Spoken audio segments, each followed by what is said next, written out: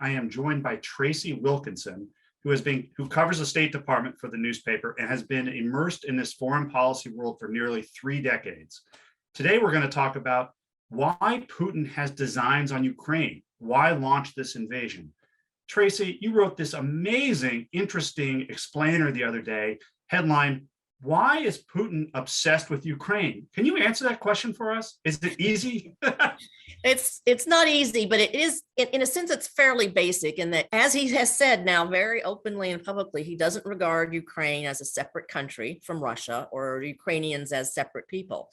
He wants to bring Ukraine back into his sphere of influence, as many of the former Soviet republics are and have remained, but he sees himself as trying to reconstruct an empire, Russian empire, a la Soviet Union, with that kind of influence and power, and to become a superpower again. This is at a time when his economy has been declining, and there's so much corruption. It's a very dysfunctional place in many ways, and so he's seen that decline, and he thinks that if he gets Ukraine back, he has a major building block for recreating this Soviet, or not Soviet, but this Russian empire. Well, at the same time, in his speech the other night, he didn't speak so nicely about Lenin or the other past leaders. He seemed to identify more with the czars. Did I pick up on the right way? It's kind of interesting. It's not as simple. It's a complicated question, maybe. It is complicated, and that's true. I think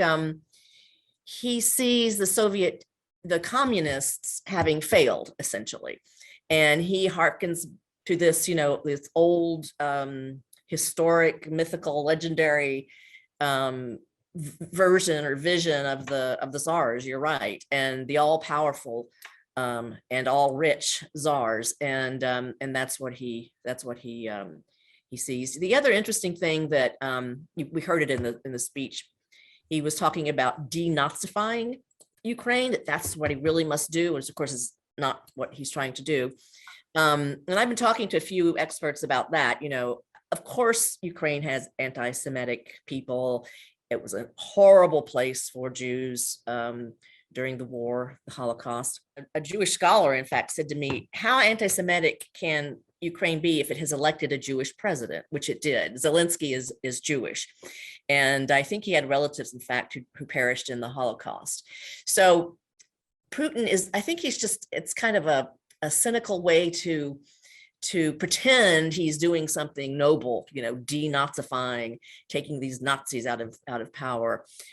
Russia obviously was very traumatized by Nazism and lost, so many people. And I think that continues to shape a little bit some of the thinking. What do you think? What are his end goals? Like, he wants to, in going after Ukraine, he's not just trying to carve out a small piece of it. He wants to topple the entire regime and have the whole country. Is that his goal? Does he have goals beyond Ukraine, or do you think that's pretty much? Well, that's actually the $1 million question. I think he wants to take all of Ukraine. The Pentagon thinks he wants to decapitate. That's the word they use, the government. In other words, get rid of this government, put in a friendly puppet. Ensure Ukraine's loyalty, kind of builds up his buffer between himself and the West. And then, I don't think he's just going after a little piece of Ukraine or anything. He wants the whole thing. Now, the question is, then what next? That's exactly right. Does he then have designs on other? I mean, he already invaded Georgia, right? But once, however, he would go to a country like Poland. That's a problem, because then you're messing with NATO, and so he's somewhat limited in what he can do. He probably would stick to the non-NATO countries if that's what his plan is, to continue invading and spreading. Now, some countries like Belarus are already very friendly to Putin, so they're fine in his view. But so I don't know. We're going to have to see what he. Chessboard is kind of constrained by NATO, and he understands if he attacks a NATO country, he triggers Article 5, which is the Joint Defense Pact, and NATO NATO countries would stand up to him. We would hope. I mean, the Biden administration has been very firm in saying, without question, he attacks NATO, we invoke Article 5. So, that might not have been true with previous administration, but this administration has been very clear about that. A final question: do you think that, you watch Putin's speech, right? You've seen Putin talk a lot. I mean, I'm following you in the channel like you're an encyclopedia on this part of the world. What'd you make of it? I saw some commentary that he seemed to be like more distant from his advisors. He didn't seem as engaged. It was like this big stage production he did before his speech. And he seemed like a guy who was kind of, I don't know, like the speech rambled and rambled. What did you make of it? It was very odd. He's usually a lot, always very kind of rigid and strict, but disciplined. And there was no discipline here. He was, as you say, kind of all over the map. Some speculation that he's been very isolated since COVID and that he doesn't hear or listen or have advisors.